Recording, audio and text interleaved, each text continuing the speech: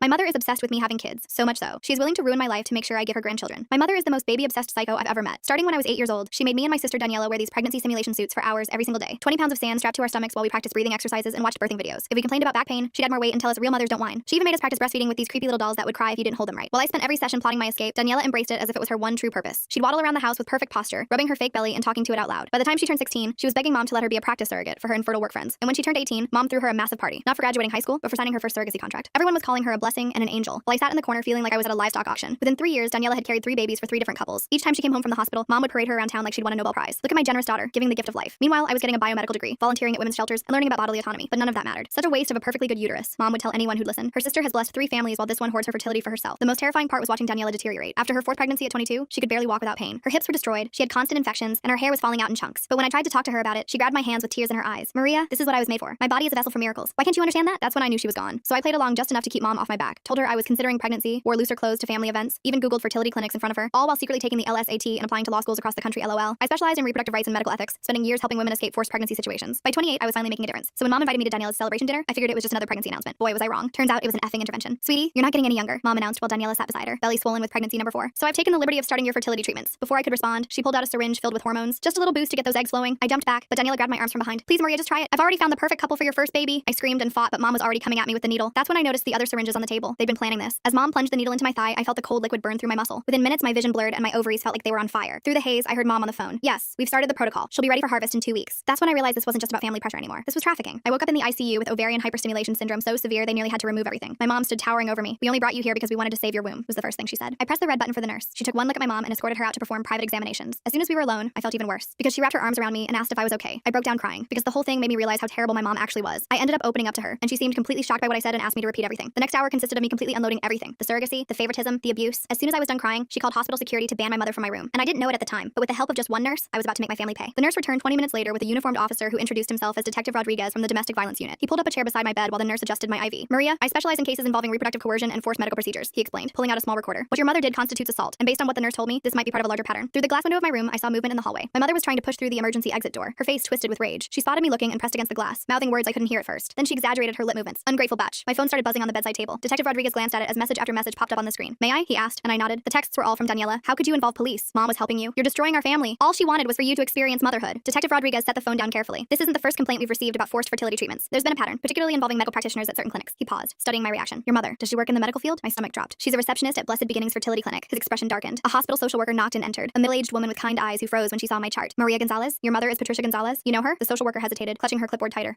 We've had some interactions. Let me get you some resources. She fumbled through her papers, clearly uncomfortable. Detective Rodriguez made notes while I described the intervention dinner. The social worker kept glancing at the door, and I noticed her hands shaking slightly as she handed me pamphlets about domestic violence resources. I need to check something, I said, reaching for my phone. I logged into my medical portal, scrolling through recent documents. There it was, dated 3 months ago, right after I'd casually mentioned to mom that James and I were thinking about our future. My medical power of attorney had been changed to my mother. This isn't my signature, I said, showing them the document. The handwriting was similar to mine, but slanted differently, the way someone might write if they were tracing. Before anyone could respond, a man in an expensive suit strode into the room. I'm representing Patricia Gonzalez. I understand there's been a misunderstanding regarding my client's daughter's medical care. That was fast, Detective Rodriguez muttered. The lawyer smoothed his tie. Maria is clearly suffering from hormone-induced psychosis. Her mother was simply trying to help when Maria became violent. We're requesting an immediate psychiatric evaluation. I'm not psychotic, I protested. The hormones in your system suggest otherwise. Ovarian hyperstimulation can cause severe mood disturbances, paranoia, even hallucinations. The hallway suddenly filled with noise. Daniela appeared with 5 small children clinging to her maternity dress. Aunt Maria needs help, she announced loudly to anyone who would listen. She's been struggling with jealousy issues for years. Hospital security arrived, trying to maintain order as the children started crying. Daniela bounced the youngest on her hip while rubbing her pregnant belly with her free hand. I grabbed my phone to call my law firm, needing backup. The receptionist answered on the second ring. Oh, Maria, your mother called earlier. She explained about your situation. Don't worry, we're handling your caseload while you recover. What? No, I'm fine. I need to speak to. The partners think it's best if you focus on getting better. Your mother said the breakdown was quite severe. I hung up, my hands trembling. Through the window, I watched my mother pull something from her purse, showing it to her lawyer. Keys, my apartment keys, my car keys. She started reciting something, and though I couldn't hear her, I recognized the pattern. She was listing my work schedule. Monday, she has court at 9. Tuesday is client meetings until 6. Wednesday, she volunteers at the women's shelter. The lawyer nodded along, taking notes. James burst through the door, still in his work clothes. Maria, I got your text. What's? But Daniela intercepted him in the hallway, placing a manicured hand on his arm. I couldn't hear what she was saying, but I saw her gesture toward me, then touch her temple in the universal sign for crazy. She pulled out her phone, showing him something on the screen. The nurse who'd been helping me earlier returned with a plastic bag. These are the belongings you came in with, she said, but her expression was troubled. She pulled out several glossy brochures from Blessed Beginnings Fertility Clinic. Those aren't mine, I said immediately. She unfolded one of the brochures. Inside was a consent form for egg retrieval, dated last week. The signature matched the one on my power of attorney document. The hospital administrator appeared in the doorway, a thin woman with a practiced smile. Given the circumstances and the family's concerns, we think it might be best to transfer Maria to our psychiatric ward for a full evaluation, just as a precaution. Through the glass, my mother smiled. Detective Rodriguez stood up. She's not going anywhere without a court order. Of course, the administrator said smoothly. We're simply considering all options for Maria's well-being. My phone buzzed again. This time it was my law school mentor, Professor Chen. Just got off the phone with your mother. She's very concerned about your pregnancy delusions. Said you've been fixating on having a baby, but your body won't cooperate. Is everything okay? I wanted to scream. Every avenue of my life was being systematically poisoned. I looked at Detective Rodriguez, then at the social worker who still wouldn't meet my eyes, then at James in the hallway with Daniela still whispering in his ear. The evaluation, I said suddenly. I'll do it. I'll prove I'm competent. The lawyer smiled. Excellent. Dr. Margaret Whitfield will perform the evaluation. She's the best in the state. The name sounded familiar. Then it hit me. Mom's book club. Dr. Whitfield had been coming to our house for monthly meetings for over a decade, but it was too late to take it back. The administrator was already making arrangements, and my mother's smile through the glass had turned triumphant. The nurse squeezed my hand as she checked my IV one more time. She leaned close, pretending to adjust my pillow. Whatever happens, don't sign anything else, she whispered. And check your phone's location settings. Someone's been tracking you. As everyone filed out to make arrangements for my evaluation, I noticed something else. Daniela was showing James her phone again, and this time I caught a glimpse of the screen. It was a text conversation, but not recent ones. These were from 2 years ago, when James and I had first started dating, and I'd mentioned that maybe someday, far in the future, we might want kids. She was building a case that I'd always wanted children, that this was all my own frustrated desire manifesting as paranoia. And from the look on James's face, it was working. The psychiatric evaluation was scheduled for tomorrow morning. As I lay in that hospital bed, watching my mother orchestrate my destruction through a pane of glass, I realized the true horror of my situation. She'd been planning this for years, waiting for the perfect moment to spring her trap, and I'd walked right into it. The psychiatric evaluation was set for 8 a.m. I spent the night rehearsing answers in my head, trying to anticipate Dr. Whitfield's questions. The nurse from earlier shift had slipped me a sedative, whispering that I need rest to appear stable, but sleep wouldn't come. Every time I closed my eyes, I saw my mother's triumphant smile through that glass. Around 3 a.m., my phone lit up with an Instagram notification. Daniela had posted a photo from last month's family dinner. There I was, slumped in my chair, eyes glazed. The caption read, "Praying for my sister's fertility journey. Some women struggle more than others to accept their maternal calling." Posted 3 weeks ago, but I was just seeing it now. The comments were full of sympathy for her and concern for me. I scrolled through her feed with growing horror. She'd been documenting my journey for months. Photos of me at family gatherings, always looking tired or distracted, captions about my baby fever and fertility struggles. In one video, I was playing with her youngest daughter, and Daniela had added text overlay. "She'll be such a good mom when she stops fighting nature." My work email pinged, then pinged again and again. I opened it to find my inbox flooded with messages. The subject lines made my blood run cold. "Thinking of you during this difficult time. Take all the time you need. Your health comes first." My mother had sent an email to my entire firm from my account. I read it with shaking hands. "Dear colleagues, I'm writing to inform you that I'll be taking an indefinite leave of absence to address some personal health matters. As many of you know, I've been struggling with fertility issues and the emotional toll has become overwhelming. My family is helping me get the treatment I need. Please redirect all urgent matters to the managing partners. Thank you for your understanding during this difficult time. Maria." The timestamp showed it was sent at 2:47 a.m. While I was lying here wide awake. I tried to log into my work account to send a retraction, but my password had been changed. My hands fumbled with the password reset, but the recovery email had been switched to one I didn't recognize. My mother had locked me out of my own professional life. 3 of my clients had already responded with supportive messages. Women I'd helped escape abusive situations, now believing I was having a mental health crisis. One wrote, "I always sensed you carried deep pain about motherhood. Please don't let it consume you like it almost consumed me." The irony made me want to vomit. By 6 a.m., the psychiatric ward's morning shift was arriving. I watched through my door's window as staff members whispered to each other, glancing in my direction. News traveled fast in hospitals. They all knew I was the woman who'd attacked her mother for trying to help with fertility treatments. A breakfast tray arrived, but I couldn't eat. My hands shook too badly to hold the plastic spoon steady. When I tried to drink the juice, I noticed a bitter aftertaste and set it down immediately. After what I'd learned about the drugging at family dinners, I couldn't trust anything. Detective Rodriguez arrived at 7:30, looking exhausted. "I've been investigating all night," he said quietly, pulling his chair close. "Your mother's name appears in several concerning patterns at that fertility clinic." "But Maria," he hesitated. "The evidence is complicated. She's been very careful to make everything look like loving family support." "What kind of patterns?" I asked. "Young women, mostly from troubled backgrounds, who suddenly decide to become egg donors or surrogates after meeting with clinic staff. Your mother often handles their intake paperwork." He showed me a folder. "But here's the problem. They all sign consent forms. They all pass psychological evaluations. On paper, everything looks legitimate, because the system is designed to protect the clinic, not the women," I said. He nodded grimly. "I need more evidence to build a case. But right now, I'm more concerned about getting you through this evaluation safely." Dr. Whitfield arrived precisely at 8 a.m., carrying a leather briefcase and wearing a sympathetic smile that didn't reach her eyes. She was exactly as I remembered from Mom's book club meetings. Silver-haired, professionally dressed, with reading glasses on a pearl chain. "Maria, dear," she said warmly, "your mother has told me so much about your struggles." Detective Rodriguez started to object, but she held up a manicured hand. "I'm afraid this evaluation must be conducted privately. Standard protocol." "I'm staying," he said firmly. "Then I'll have to note in my report that the patient required police supervision, which suggests violent tendencies." Her smile never wavered. "Your choice, detective." He looked at me, jaw clenched. I nodded slightly. We both knew she'd already made up her mind about her report. Having him removed would just give her more ammunition. After he left, Dr. Whitfield settled into the visitor's chair and opened her briefcase. Inside, I glimpsed what looked like completed forms. The evaluation results, already written. "Now then," she began, pulling out a tablet. "Let's talk about your relationship with motherhood." For the next hour, every question was a trap. When I explained I'd chosen career over children, she typed notes about defensive rejection of femininity. When I mentioned helping women escape reproductive coercion, she murmured about projection of internal conflicts. When I tried to tell her about the forced injection, she asked if I often felt persecuted by maternal figures. "Your mother mentioned you've been playing with dolls recently," she said, studying me over her glasses. "What? No, I haven't. She found them in your apartment. Baby dolls, hidden in your closet." She showed me a photo on her tablet. 3 dolls I'd never seen before, tucked behind my winter coats. It's quite common for women experiencing fertility grief to regress to childhood coping mechanisms. I stared at the photo, my mind racing. The dolls were positioned carefully, as if someone had staged them. One was holding a tiny bottle. Another had a miniature diaper bag. The third was wrapped in a blanket that looked handmade. "Those aren't mine," I said. "Denial is also common, doctor." Whitfield replied, typing rapidly. "Maria, there's no shame in wanting children, but when that desire becomes so overwhelming that you lash out at family members trying to help." She injected me with fertility hormones against my will. She tried to give you a vitamin supplement according to witnesses. You became violent and had to be restrained. She tilted her head sympathetically. The mind can play tricks when we're under stress. Sometimes we misinterpret loving gestures as attacks. My phone buzzed. A notification from my bank. A large withdrawal from my savings account. When I tried to check it, Dr. Whitfield reached over and gently took the phone. "Let's focus on our conversation," she said, placing it in her briefcase. "Tell me about your jealousy toward Daniela." "I'm not jealous of my sister. 7 successful pregnancies, a loving family, the admiration of your community." She leaned forward. "Meanwhile, you've dedicated your life to preventing other women from experiencing motherhood. Don't you see the connection? Every protest I made was twisted into evidence of my instability." By the time she finished, she painted a picture of a woman so consumed by fertility grief that she constructed an elaborate persecution fantasy, rather than admit her own desires. "I'm recommending a 72-hour hold for observation," she announced, closing her tablet. "With continued therapy, I believe we can help you work through these delusions." "You can't do this," I said. "I know my rights." "Of course you do, dear. You've spent years studying law to compensate for what you perceive as your feminine failures." She stood, smoothing her skirt. "The hold begins immediately. Psychiatric transport will be here within the hour." After she left, I grabbed the room's phone to call someone, anyone, but who? My firm thought I was having a breakdown. My boyfriend was being poisoned against me by my sister. My bank accounts were being drained. Even my mentor had been reached by my mother's campaign. The transport team arrived while I was still holding the dead phone. 2 orderlies with kind faces and firm grips. They spoke to me like I was fragile, dangerous, unpredictable. The nurse who'd helped me earlier was nowhere to be seen. As they prepared me for transport, I saw my mother in the hallway. She was talking to Dr. Whitfield, occasionally dabbing at her eyes with a tissue. The concerned mother, bravely handling her daughter's mental health crisis. Other staff members patted her shoulder sympathetically. The psychiatric ward was in a separate building, connected by an underground tunnel. The fluorescent lights hurt my eyes as they wheeled me through. The orderly pushing my wheelchair hummed tunelessly. The sound echoed off the concrete walls, mixing with the squeak of wheels and the distant clang of doors. My new room was small and sterile. White walls, a narrow bed with restraint straps visible, a small window with reinforced glass. They gave me paper scrubs to wear and took my belongings for safety reasons. The nurse doing intake was young, efficient, and clearly really uncomfortable. Any history of mental illness? She asked. Number of sewer slide attempts? Number of violent episodes? No, wait, they're saying I attacked my mother, but I'll put down one recent episode. She typed quickly. Dr. Whitfield's orders say you're to have no visitors except family for the first 24 hours. No phone calls. It's for your own stability. That's illegal. I have the right to contact my lawyer. She bit her lip. I'll have to check with the attending physician about that. But the attending physician was conveniently unavailable, as were the patient advocates, the ward administrator. Everyone who might help was somehow unreachable. I was trapped in a bureaucratic maze designed to look like treatment. My mother arrived that afternoon with a suitcase. I brought you some comfortable clothes, she announced, setting it on the bed, and some photos of Daniela's babies. I thought they might help you remember what we're working toward. She unpacked methodically. Maternity clothes, all in my size. Prenatal vitamins, a journal titled My Fertility Journey, with the first several pages already filled out in handwriting that looked almost like mine. Photos of babies I'd never met, labeled with names like your nephew and your godson. The retrieval is scheduled for next week, she said conversationally, hanging up a dress clearly designed for a pregnant woman. Dr. Martinez at the clinic is very optimistic about your egg quality. 28 is still young enough for excellent results. I'm not consenting to egg retrieval. Of course not, dear. Not in your current state. She smoothed the dress on its hanger. That's why I've petitioned for temporary medical conservatorship, just until you're thinking clearly again. She pulled out a folder thick with documents. Legal forms, medical papers, psychiatric evaluations. My signature on half of them, forged but convincing. A paper trail stretching back months, documenting my supposed descent into fertility obsession. Your work friends have been so supportive, she continued. Several have written letters for the conservatorship hearing. They've noticed your preoccupation with pregnancy for some time, apparently. All those pro bono cases for pregnant women. They thought you were working through something personal. I watched her redecorate my psychiatric room into a nursery in waiting. She'd brought a small ultrasound photo in a frame, labeled Baby Gonzalez with next month's date, a mobile with tiny elephants, a book about pregnancy nutrition, each item carefully chosen to support her narrative. Daniela sends her love, Mom said, pulling out her phone. She's been so worried about you. She showed me a video. Daniela in a hospital bed, surrounded by flowers, cradling her newest baby. Hi, Maria, my sister said to the camera, her voice weak but warm. I just wanted you to know that I love you. And when you're ready, there's a wonderful couple waiting to give your babies all the love in the world, just like mine are getting. Don't fight this, okay? Let Mom help you. She only wants what's best. The baby in her arms started crying. Daniela winced as she adjusted her position, and I saw the flash of pain across her face. The camera shook slightly. Whoever was filming had noticed too. Then the video cut off. She's so brave, Mom said, tucking the phone away. 5 pregnancies now, and she never complains, unlike some people. A commotion in the hallway interrupted her. Raised voices, then the sound of security being called. Through the small window in my door, I saw the nurse who'd helped me in the ICU being escorted out by security. She was carrying a box of personal items, her face flushed with anger. My mother followed my gaze and smiled. Oh yes, she was let go this morning. HIPAA violations, I heard. Sharing patient information without authorization. Such a shame. She seemed like a nice girl. The message was clear. Anyone who helped me would pay the price. After Mom left, I tried to sleep but couldn't. The bed was too firm, the room too bright, the sounds of the ward too unsettling. Someone down the hall was crying. Another patient kept asking for their mother. The night nurse did checks every hour, shining a flashlight through the window. Around midnight, a different nurse slipped into my room. She was older with graying hair and tired eyes. I don't have long, she whispered, but I knew your nurse friend. She asked me to give you this. She pressed a small piece of paper into my hand. A phone number, nothing more. Call it when you can, she said. Not from here. They monitor the ward phones, but when you get out, she glanced nervously at the door. There are more of us than you think. Women who've seen what happens at that clinic. We've been too scared to speak up. She left as quickly as she'd come. I memorized the number and then tore the paper into tiny pieces, flushing them down the toilet. Evidence of conspiracy, my mother would call it. Proof of paranoid delusions, Dr. Whitfield would say. The next morning brought group therapy. 6 women in a circle, sharing their struggles. The therapist, a young man with an earnest face, encouraged us to explore our relationships with femininity. When my turn came, I stayed silent. Anything I said would be documented, twisted, used against me. Maria is working through some fertility grief, the therapist explained to the group. Sometimes that manifests as rejection of traditional female roles. One of the other women, barely out of her teens, looked at me with sympathy. I get it, she said. I used to think I didn't want kids either, but therapy helped me realize I was just scared of not being good enough. I wanted to scream that not wanting children was a valid choice, that femininity wasn't defined by reproduction, that I was here because I'd helped too many women escape exactly this kind of pressure. But I just nodded and let them draw their own conclusions. Lunch was in a common room with barred windows. I picked at the food, still paranoid about substances. My table mate, an older woman with hollow eyes, leaned over conspiratorially. First time? She asked. I nodded. Word of advice, agree with everything they say. Fastest way out is through compliance. She stirred her pudding absently. I've been here 6 times. Keep fighting my daughter about custody of my grandkids, but this time I'm gonna play along. Tell them I understand boundaries, accept my role. Her laugh was bitter. Whatever gets me out, right? That afternoon, I had individual therapy with Dr. Whitfield. She'd set up a permanent office on the ward to better serve my patients. The walls were covered with inspirational posters about motherhood and healing. Your mother tells me you were asking about the retrieval procedure, she began. I wasn't. It's natural to be curious. Many women find that understanding the medical process helps alleviate their fears. She pulled out a brochure from Blessed Beginnings. The clinic has an excellent success rate, and the couple your mother has selected is just lovely. He's a doctor, she's a teacher. They've been trying for 5 years. I'm not donating my eggs. Of course not. You're donating the possibility of life. There's a difference. She made a note on her pad. Maria, I want you to try something. Close your eyes and imagine holding your biological child. Even if another woman carries them, they'll still be yours in the way that matters. I kept my eyes open, staring at her diplomas on the wall, all from respectable institutions, all legitimate. This wasn't some back alley operation. It was a fully licensed psychiatrist in an accredited hospital doing exactly what the system allowed her to do. Resistance is normal, she continued. But I think deep down, you know your mother is right. You've spent so many years fighting your nature that you've convinced yourself the fight is the purpose. But what if you just let go? James came during visiting hours, but I was told family only. Daniela arrived instead, moving slowly, one hand supporting her belly. She'd brought her 5 children, who fidgeted uncomfortably in the sterile visiting room. Aunt Maria is sick, she told them, but she's getting better. The oldest, a girl about 6, studied me solemnly. Grandma says you're going to have babies soon too. That's right, sweetheart, Daniela said before I could respond. Aunt Maria just needs some help remembering how much she wants them. She'd brought photos from our childhood, the 2 of us with those horrible pregnancy suits, but she'd edited them somehow. In these versions, I was smiling, playing along, happy. Remember how you used to name your pretend babies? She asked. You had a whole list. Emma, Sophia, little James Jr. If it was a boy, that was you. I said quietly. Those were your names. No, Maria. She pulled out a notebook, weathered and familiar. My childhood diary. She opened it to pages I didn't remember writing. List of baby names and handwriting that looked like mine but wasn't. See? You've always wanted this. The stress just made you forget. The children watched our exchange with wide eyes, learning, absorbing, seeing how Aunt Maria was being helped to remember her true purpose. The oldest kept glancing at her mother's swollen belly, then at my flat stomach, confusion clear on her face. After they left, I found myself in the bathroom, staring at my reflection. The fluorescent lights made me look pale, hollow, like the other women on the ward. I wondered how many of them were here for similar reasons. How many had fought too hard against expectations and ended up labeled as crazy. That evening, there was an incident. A new patient, young and terrified, had been brought in screaming about being forced to have a baby. Security had to restrain her while nurses administered sedatives. Through my cracked door, I heard fragments of her story. Religious parents, pregnancy pact, escape attempt. By morning, she was calm, compliant, sitting in group therapy talking about how she'd misunderstood her family's love. Sometimes we perceive care as control, the therapist said, nodding approvingly. But with medication and therapy, we can learn to accept support. I watched her carefully, the slight tremor in her hands, the delayed responses, the way she agreed with everything, even contradictory statements. They'd medicated her into submission, and everyone pretended it was healing. My own medication arrived with breakfast, just to help with the anxiety, the nurse explained. I recognized the pills, mild sedatives, nothing too serious. But I knew they were just the beginning. Refuse too long, and they'd find reasons for stronger intervention. injections. I palmed the pills, pretended to swallow. Later, I'd flush them like the phone number, but I couldn't keep this up forever. Eventually, they'd do mouth checks, inject medications, find ways to ensure compliance. The conservatorship hearing was in 3 days. Dr. Whitfield assured me it was just a formality and that I didn't need to attend. Your mother will handle everything. You just focus on getting better. But I knew what that hearing meant. Once she had conservatorship, she could consent to anything on my behalf. Egg retrieval, hormone treatments, even forced pregnancy if she found a suitable way to frame it as therapeutic. That night, I lay awake planning. Not escape. That would only prove my instability, but compliance. Strategic, calculated compliance that might get me released before the hearing. I'd have to become what they wanted to see. A woman who'd accepted her true desires, who understood her mother's love, who was ready to embrace motherhood. The performance would have to be perfect. One slip, one moment of resistance, and I'd be here indefinitely. But if I could convince them I'd had a breakthrough, shown proper gratitude for their help, maybe, just maybe, I could get out in time to fight the conservatorship. I thought about all the women I'd helped over the years, how many had been in similar positions, trapped by family expectations, medical systems, legal frameworks that prioritized reproduction over autonomy. I'd fought for them in courtrooms and shelters. Now I had to fight for myself with the only weapons left, manipulation and lies. The irony wasn't lost on me. To prove I was sane, I had to act crazy. To maintain my autonomy, I had to surrender it. To escape my mother's control, I had to embrace everything she wanted me to be. Tomorrow, I'd start my performance, cry in therapy about my empty womb. Thank Dr. Whitfield for helping me see the truth. Ask Daniela for advice about egg donation. Let my mother dress me in those maternity clothes and tell her how right they felt. Every word would burn. Every gesture would betray everything I believed. But it was the only way out that didn't involve a needle in my arm and stirrups in an operating room. The night nurse did her check, flashlight sweeping across my face. I kept my breathing even, feigning sleep. Down the hall, someone was crying again, or maybe still. In places like this, the crying never really stopped. 3 days. I had 3 days to convince them I was cured of the terrible affliction of not wanting children. 3 days to perform the most important act of my life. The real tragedy was that I knew I could do it. Years of watching Daniela had taught me exactly what to say, how to act, what they wanted to see. I could become the perfect patient, grateful for their intervention, eager to fulfill my biological destiny. And maybe that was the worst part. Not that they were trying to break me, but that I knew exactly how to let them think they'd succeeded. The next morning, I woke with newfound determination. During group therapy, I raised my hand for the first time. I think I understand now, I said, letting my voice crack. All these years, I've been running from what I really wanted. The therapist leaned forward eagerly. Tell us more, Maria. I described a fabricated dream about holding a baby, watching the other women nod knowingly. When Dr. Whitfield arrived for our session, I was ready. I want to apologize, I began, twisting my hands in my lap. You were right. I've been using my career to avoid facing my fertility grief. She practically glowed. This is wonderful progress, Maria. For the next hour, I fed her exactly what she wanted to hear. How jealous I'd been of Daniela's pregnancies. How my work with reproductive rights was really about controlling what I couldn't have. By the end, she was typing furiously, documenting my breakthrough. I think we should tell your mother, she said. She'll be so relieved. When Mom arrived that afternoon, I was wearing one of the maternity dresses she'd brought. The fabric hung loose on my frame, but I kept rubbing my flat stomach the way I'd seen Daniela do countless times. Oh, sweetie, Mom said, tears in her eyes. You look so natural. I let her hug me, fighting the urge to push her away. I'm sorry I fought you, I whispered. You were just trying to help. She pulled back, studying my face. For a moment, I thought she saw through the act. Then she smiled and pulled out her phone. Daniela needs to hear this, she said, already dialing. I spent the rest of the day performing, asking Mom about the egg retrieval process, looking at photos of the couple who wanted my eggs, even practicing breathing exercises from those horrible childhood sessions. Dr. Whitfield was so impressed that she mentioned possibly expediting my release. If you continue showing this level of insight, we might not need the full 72 hours. That night, I couldn't sleep. Tomorrow was crucial. I needed to maintain the performance while somehow getting access to a phone or computer. The conservatorship hearing was in 2 days, and I had to find a way to contest it. The next morning brought a surprise. James arrived during visiting hours, and this time they let him in. He looked exhausted, conflicted. Your mom said you're doing better, he said carefully. I wanted to scream the truth, but I knew they were probably monitoring us. Instead, I reached for his hand. I've been so confused, I said, but I'm starting to understand what I really want. He studied my face, and I tried to communicate silently. His eyes widened slightly. Did he understand? Maybe when you get out, we can talk about our future, he said slowly. I'd like that, I replied, squeezing his hand 3 times. Our old signal for play along. After he left, I felt a spark of hope. Maybe he hadn't completely bought Daniela's lies. That afternoon, I convinced the ward staff to let me use the computer in the day room to research fertility options. Instead, I quickly logged into my email through a web browser. My password still worked on my personal account. I fired off a message to a colleague who specialized in conservatorship law, keeping it vague but urgent. Then I checked my bank accounts. More money had been withdrawn. At this rate, I'd be broke within a week. Finding good information? A nurse asked, approaching. I quickly switched tabs to a fertility clinic website. Just learning about the process, I said brightly. She smiled and moved on. I had maybe 5 more minutes before someone got suspicious. I navigated to the court website and found the conservatorship filing. My mother had claimed I was gravely disabled due to fertility-related psychosis. The hearing was scheduled for tomorrow at 2 p.m. I memorized the case number and courtroom, then cleared the browser history. If I could just get released in the morning, I might make it to court. That evening, Dr. Whitfield called an emergency session. My stomach dropped. Had they discovered my computer use? Your mother told me you've been asking about specific fertility clinics, she said. I'm so pleased with your progress that I'm recommending immediate release. I blinked. Really? You'll need to continue outpatient therapy, of course, but I think you're ready to take the next steps in your journey. She smiled. Your mother has already made an appointment at Blessed Beginnings for tomorrow afternoon, the same time as the conservatorship hearing. That's wonderful, I managed to say. I was released the next morning at 9 a.m. Mom was waiting with a bouquet of flowers and a gift bag. I bought you some prenatal vitamins, she said, handing me the bag. Just to prepare your body. I smiled and accepted them, already planning my next move. Mom, I need to stop by my apartment first. Change clothes, feel normal again. Her smile faltered. Oh, but we have appointments. Please, I said, channeling Daniela's manipulation tactics. I want to look my best when we go to the clinic. This is such an important day. That worked. She drove me to my apartment, though she insisted on coming inside. While she waited in the living room, I locked myself in the bathroom and called the colleague I'd emailed. Maria, I got your message. The hearing is at 2 p.m., right? I'll be there. I can't make it, I whispered. My mother will have me at the fertility clinic. Can you file an emergency motion? Without you present, it's harder, but I have evidence, I interrupted. Check my work email. Password is, I gave her my credentials. There's a folder labeled personal. Everything's there. I hung up as Mom knocked on the door. Everything okay, sweetie? Just nervous. I called back. I emerged to find her rearranging my bookshelf, removing my law texts and replacing them with pregnancy guides she'd brought. Much better, she said. Now, let's get you changed. She'd brought an outfit, a flowing dress that suggested fertility and femininity. I put it on, playing the part. We arrived at Blessed Beginnings at 1:30. The waiting room was full of hopeful couples and young women who looked vaguely disconnected. I recognized the look from my years of advocacy work. Patricia, a nurse greeted my mother warmly. And this must be Maria. We've heard so much about you. They whisked me back for preliminary testing, while Mom filled out paperwork. The nurse chattered about success rates and happy families while drawing my blood. Your mother says you're eager to help a special couple, she said. Very eager, I lied. At 2:15, I asked to use the bathroom. Instead, I slipped out a side door and called a rideshare. The courthouse was only 10 minutes away. I burst into the courtroom at 2:25. The judge was already speaking. My mother at the petitioner's table with her lawyer. My colleague stood at the respondent's table looking relieved to see me. Your Honor, she said quickly. My client has arrived. Mom's face went white, then red. She's supposed to be at the clinic. Interesting, the judge said dryly. Ms. Gonzalez, are you here of your own free will? Yes, Your Honor. And I'd like to contest this conservatorship petition. The next hour was brutal. Mom's lawyer presented Dr. Whitfield's evaluation, the psychiatric hold, my confession of wanting children. But my colleague countered with the evidence I'd gathered, the forged signatures, the timeline of Mom's planning, the pattern of coercion at the clinic. Your Honor, I said when given the chance to speak, I don't have fertility grief. I have a mother who's built her entire identity around her daughter's reproductive capacity. She drugged me, forged documents, and orchestrated an elaborate campaign to destroy my credibility when I refused to participate in her breeding agenda. Mom started crying. I just wanted grandchildren. Is that so wrong? You have 5 grandchildren, I pointed out. Through Daniela, who can barely walk anymore because of what you've done to her body. She chose that life, did she? Or did you condition her from age 8 to believe she had no other value? The judge called for order. After reviewing the evidence, including the hair follicle test results my colleague had subpoenaed, he made his decision. The petition for conservatorship is denied, he said firmly. Furthermore, I'm issuing a restraining order. Ms. Patricia Gonzalez, you are to have no contact with your daughter Maria. Mom wailed. Her lawyer whispered urgently in her ear, but the decision was final. As we left the courthouse, I saw Daniela in the parking lot, struggling to get out of her minivan with her swollen belly. She'd brought all 5 children. How could you? She called out. Mom loves us. She loves what our bodies can do for her, I replied. There's a difference. The oldest child, the 6-year-old girl, tugged on Daniela's dress. Mommy, why is grandma crying? Daniela didn't answer. She couldn't. Because how do you explain to a child that they're being groomed for the same fate? I walked away, my colleague beside me. What now? She asked. Now I file a complaint with the medical board about Blessed Beginnings, I said, and I start documenting everything for the civil suit. What about your sister? I looked back at Daniela, still standing by her van, children clustered around her like shields. I can't save someone who doesn't want to be saved, but maybe I can protect her daughters. That evening, James came to my apartment. We sat on my couch, the same one where Mom had probably planted those dolls, and talked for hours. I almost believed them, he admitted. The texts, the photos, the stories, it all seemed so real. That's how good manipulators work, I said. They take a grain of truth and build a mountain of lies. He stayed the night. Not romantically, neither of us were ready for that. But having someone there who believed me, who saw through the gaslighting, made me feel human again. The next few weeks were a blur of legal filings. Therapy, real therapy, not Dr. Whitfield's manipulation, and slowly reclaiming my life. My firm welcomed me back after I explained the situation. Several of my clients reached out, apologizing for doubting me. The investigation into Blessed Beginnings revealed what I'd suspected, a pattern of targeting vulnerable women, often referred by concerned family members like my mother. The clinic was shut down pending review. Mom tried to contact me through flying monkeys, mutual acquaintances, distant relatives, even my childhood priest. Each time I documented it for the restraining order file. Daniela gave birth to her 6th child 6 weeks later. I heard through the grapevine that there were complications, bad ones. She survived, but barely. The doctors told her no more pregnancies. I wanted to feel vindicated, but I just felt sad. She was my sister, despite everything. And now she was facing the reality of a body destroyed in service of someone else's vision. 3 months after the conservatorship hearing, I got a call from an unknown number. I almost didn't answer, but something made me pick up. Aunt Maria? A small voice said. It's Emma, Daniela's oldest daughter. Hi, sweetheart, I said carefully. Is everything okay? Mommy's sick again, and Grandma keeps talking about when I'm older and can have babies. Her voice dropped to a whisper. I don't want to be like Mommy. My heart broke and soared simultaneously. You don't have to be, Emma. You can be whatever you want. Can I come see you sometime? Mommy says you're dangerous, but you don't seem dangerous. I'd love that, I said. But we need to make sure it's okay with your mom first. It wasn't okay, of course. But Emma kept calling secretly from a friend's phone or the school office. I became her safe harbor, the aunt who told her she had value beyond her uterus. 6 months later, at a family funeral, not Mom's side, thankfully, I saw Daniela. She was in a wheelchair, her body finally refusing to cooperate with her martyrdom. She looked at me across the church, and for the first time in years, I saw my sister. Not the breeding machine Mom had created, but the girl who used to sneak into my room during thunderstorms. She didn't speak to me, but she didn't look away either. A year after everything happened, I was at a coffee shop when a young woman approached me. She looked familiar, but I couldn't place her. You're Maria Gonzalez, she said. You helped my friend escape her family. They were trying to force her to be a surrogate for her sister. I'm glad she got out, I said. She did, because of you, because you fought back and made it public. She paused. I'm supposed to start fertility treatments next week. My mom's been planning it for years, but after seeing what happened to you, what you survived, I think I'm going to run instead. I gave her my card. Call me if you need help. She left, and I sat there thinking about cycles, how they perpetuate until someone breaks them, how the breaking hurts everyone involved, how sometimes the only victory is preventing the next generation from suffering the same fate. My phone buzzed. A text from Emma, now 7 and sneaking her mom's phone. Grandma says I'm going to be a wonderful mother someday. I told her I want to be a lawyer like you instead. She got really mad. I smiled and typed back, good for you, kiddo. Stand your ground. The war wasn't over. It never really ends when family is involved, but battles had been won, boundaries had been set, and somewhere out there, girls were learning they had options beyond what their bodies could produce for others. That had to be enough.